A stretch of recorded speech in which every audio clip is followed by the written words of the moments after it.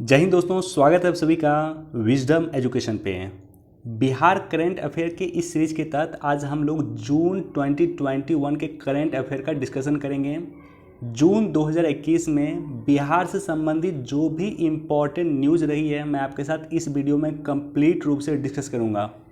जो आपके 67th BPSC prelims जो आप लोग देने वाले हैं, 67th बीपीएससी प्रीलिम्स या बिहार सीडीपीओ का एग्ज़ाम हो या बिहार से संबंधित कोई भी एग्ज़ाम हो, वहाँ पे ये आपके लिए रिलेवेंट होगा, वहाँ पे ये आपकी सहयोग करेगी, आपको काम देगा।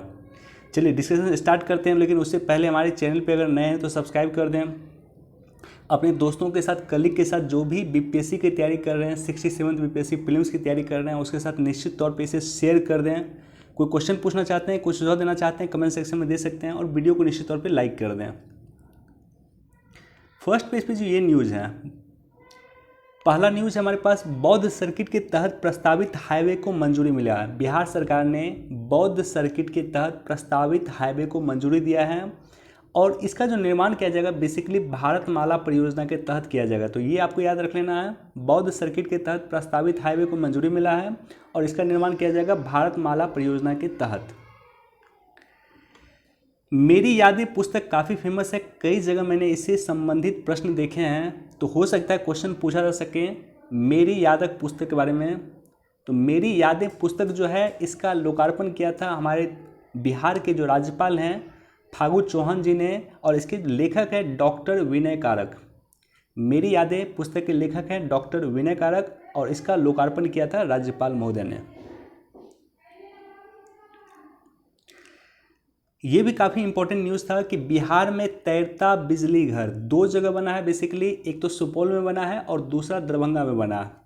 दरभंगा और सुपौल दोनों ही जगह बना है बिहार में तैरता बिजली घर। बेसिकली यह जल जीवन हरियाली तहत अभियान के तहत इसका निर्माण किया जाएगा, तैरते बिजली घर का निर्माण किया जाएगा। तो ये याद रख लेना, दरभंगा और सुपौल में तैरता बिजली घर का निर्माण किया गया है जल जीवन हरियाली मिशन के तहत। लगभग 2 मेगावाट की ये परियोजना है।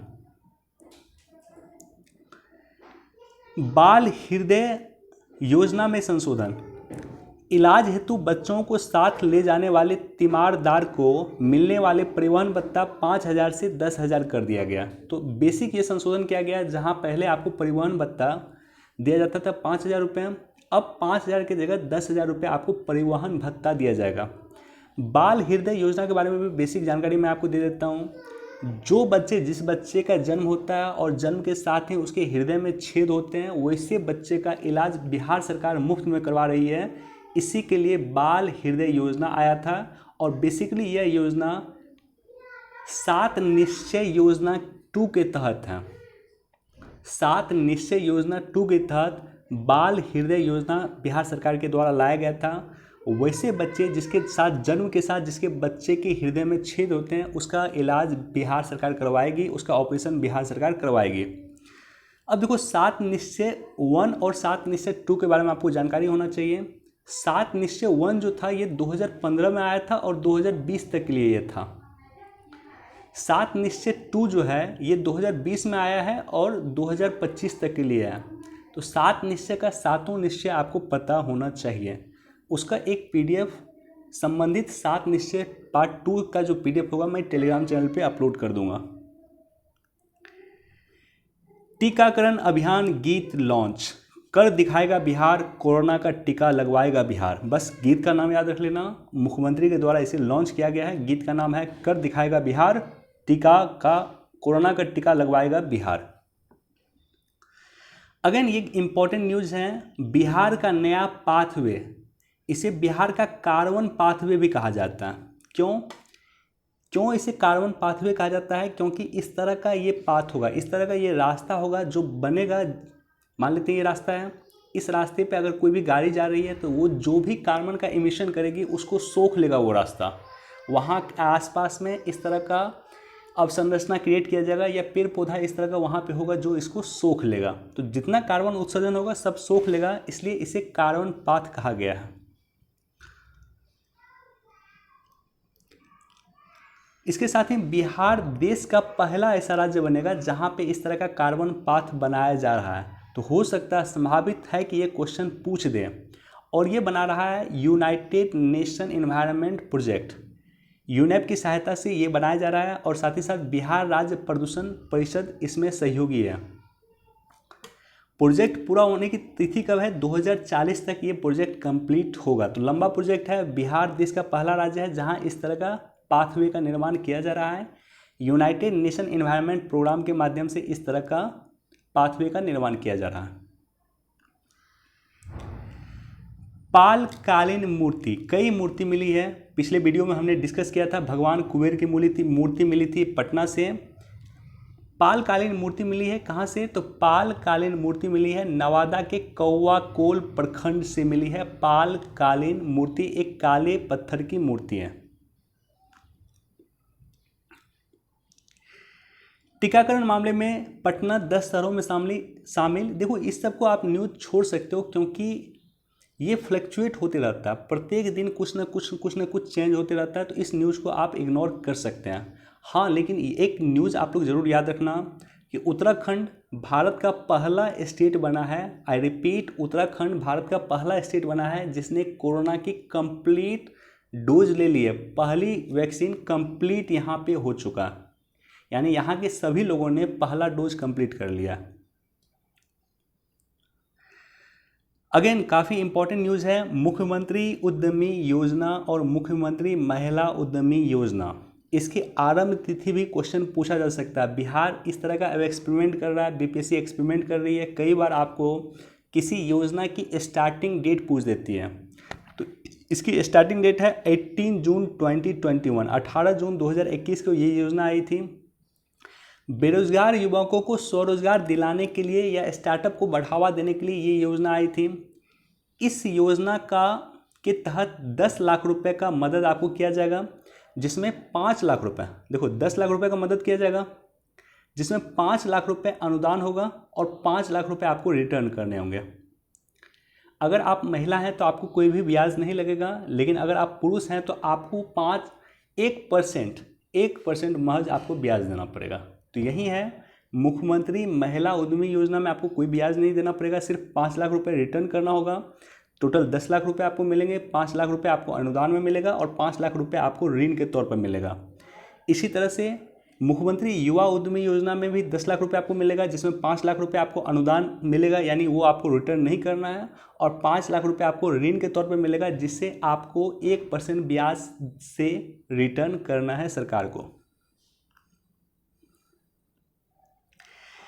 नल जल योजना के अनुरक्षक प्रत्येक वार्ड स्तर पे एक वार्ड सचिव की नियुक्ति की जाएगी, जिसे 2000 रुपये प्रत्येक महीना दिया जाएगा। और इसका काम क्या होगा? इसका काम होगा कि सरकार की जो नल जल योजना है उसका रखरखाव ये करेंगे। अगेन इंपॉर्टेंट क्वेश्चन है, टॉप 20 आकांक्षी जिला रैंकिंग में बिहार के 3 जिला का स्थान दिया गया है। यूनाइटेड नेशन डेवलपमेंट प्रोग्राम और नीति आयोग के द्वारा आकांक्षी जिला कार्यक्रम चलाया जाता है, जिसमें टॉप 20 में बिहार के 3 जिला हैं। पहला मुजफ्फरपुर है, 13वां स्थान है।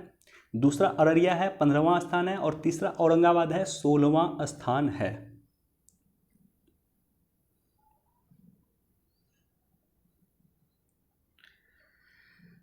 इंटरमीडिएट पब्लिक ट्रांसपोर्ट स्टैंड, तो पटना स्मार्ट सिटी लिमिटेड के द्वारा शहर के 10 स्थल पे इंटरमीडिएट पब्लिक ट्रांसपोर्ट स्टैंड का निर्माण किया जाएगा। एक तरह से बस स्टैंड का निर्माण किया जाएगा, जहां पे जाकर के आप बस वगैरह पकड़ सकते हैं। ये काफ़ी इंपॉर्टेंट है। मिशन 6 माह 6 करोड़ टीका का शुभारंभ, यानी 6 महीने में 6 करोड़ टीका लगेगा। इसका शुभारंभ किया गया था 21 जून 2021 को मुख्यमंत्री नीतीश कुमार के द्वारा, जिसका टारगेट है 6 महीना में 6 करोड़ टीका लगेगा। इसका होल्डिंग आपको पटना में कई जगह दिख जाएगा।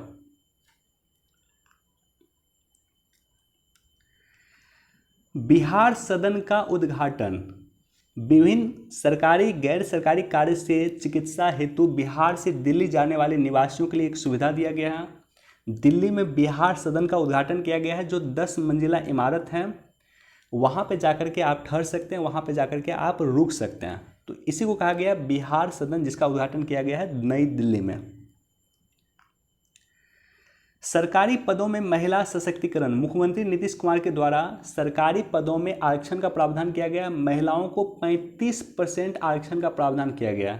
एसडीओ का पोस्ट हो, डीएसपी का पोस्ट हो, बीडीओ का पोस्ट हो, सीओ का पोस्ट हो, 35% सीटों में आरक्षण महिलाओं को दिया गया।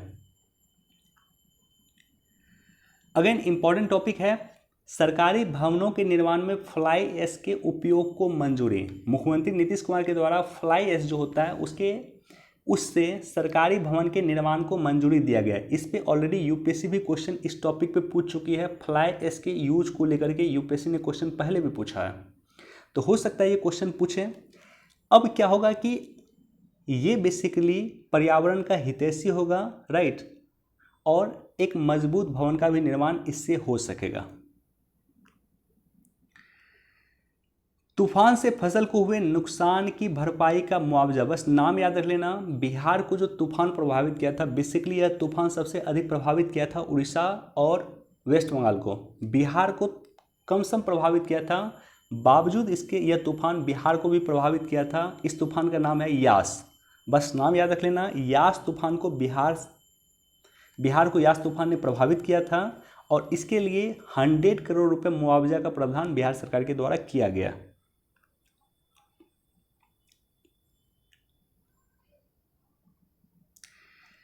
ई संजीवनी कोर्स कुछ नहीं है, बेसिक ये है कि 4 घंटे का कोर्स, कोरोना के समय का न्यूज़ है, जून का ये न्यूज़ है। 4 घंटे का कोर्स था जो पटना एम्स के द्वारा शुरू किया गया था। उसमें बताया जाता है कि आप किस तरह से अपने आप को सुरक्षित रख सकते हैं और दूसरों को भी किस तरह से सुरक्षित रख सकते हैं, ये बताया जाता था ई संजीवनी कोर्स में। बस ये याद रख लेना, ई संजीवनी कोर्स स्टार्ट कौन किया था? पटना एम्स के द्वारा किया गया था। 4 घंटे का कोर्स था, कोरोना से रखरखाव या कोरोना से बचाव हेतु ये कोर्स था। अगेन इंपॉर्टेंट न्यूज है, खेल विश्वविद्यालय। मुख्यमंत्री नीतीश कुमार के द्वारा खेल विश्वविद्यालय में नामांकन में लड़कियों के लिए 1/3 सीटों के आरक्षण की घोषणा किया गया। यानी जो खेल विश्वविद्यालय बन रहा है, कहाँ पे? राजगीर में बन रहा है। खेल अकादमी भी राजगीर में बन रहा है। तो खेल विश्वविद्यालय जो राजगीर में बन रहा है, वहाँ पे महिलाओं को 1/3 आरक्षण की व्यवस्था किया गया है मुख्यमंत्री नीतीश कुमार के द्वारा। मॉनिटरिंग लैब की स्थापना बिहार पुलिस के द्वारा किया गया है। इंटरनेट मीडिया पे नज़र रखने के लिए मॉनिटरिंग लैब की स्थापना किया गया। अब देखो इंपॉर्टेंट क्यों है, कई बार आतंकवादी संगठन इंटरनेट के माध्यम से कंसल्ट करते हैं दूसरे युवाओं को। जैसे हमने देखा है कि आईएस के आतंकवादी कई बार केरला वगैरह से इंटरनेट के माध्यम से यानी फेसबुक वगैरह के माध्यम से कंसल्ट करते हैं दूसरे से। तो ऐसे कंडीशन में इसको मॉनिटरिंग के लिए बिहार सरकार ने मॉनिटरिंग लैब की स्थापना किया है, जो इंटरनेट मीडिया पर नज़र रखेगा, कहीं कोई आतंकवादी घटना या आतंकवादी सूचना आदान प्रदान तो नहीं हो रहा, इस पर नज़र रखेगा मॉनिटरिंग लैब, जिसकी स्थापना किया है बिहार पुलिस ने। छोटी सी इन्फॉर्मेशन है नालंदा विश्वविद्यालय के बारे में कि नालंदा विश्वविद्यालय का जो बिल्डिंग था अभी तक वो पटना के गांधी मैदान में स्थित बिस्कुवान भवन में था। अब इसको ट्रांसफ़र किया जाएगा कहाँ पे?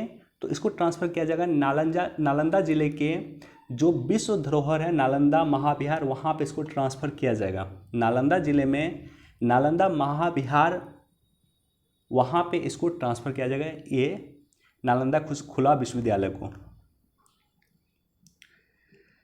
बाढ़ से बचाव हेतु मोबाइल क्लिनिक, बिहार सरकार के द्वारा मोबाइल क्लिनिक शुरुआत किया गया था। बाढ़ से बचाव के लिए बेसिकली नाव पे मोबाइल क्लिनिक की व्यवस्था किया गया। यानी एक नाव होता, उस नाव पे ही सारी क्लिनिक की व्यवस्था होती, वहीं पे नाव पे ही डॉक्टर होते हैं, नाव पे ही नर्स होते हैं और आवश्यक दवाई नाव पे ही होता है। इस तरह का व्यवस्था को ही कहा गया मोबाइल क्लिनिक, जो बाढ़ से बचाव के लिए बिहार सरकार ने व्यवस्था किया था।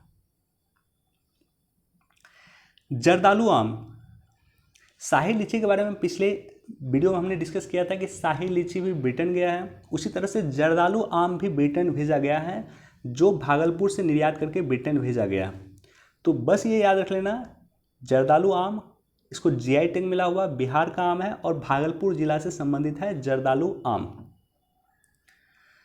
प्रकाश पुंज, पटना सिटी में जो गुरुद्वारा है वहाँ पे प्रकाश पुंज की स्थापना किया है पर्यटन विभाग ने। तो बस ये याद रख लेना, पर्यटन विभाग ने प्रकाश पुंज की स्थापना किया है। कुछ नहीं होगा इसमें, बस होगा क्या कि जो हमारे 10 सिख गुरु हैं सभी के सिख गुरु से संबंधित जो है ऑडियो और वीडियो पेंटिंग ग्राफ्स वहाँ पे श्रद्धालुओं के लिए रखे जाएंगे। इसी को कहा गया है प्रकाश पुंज। Again important question,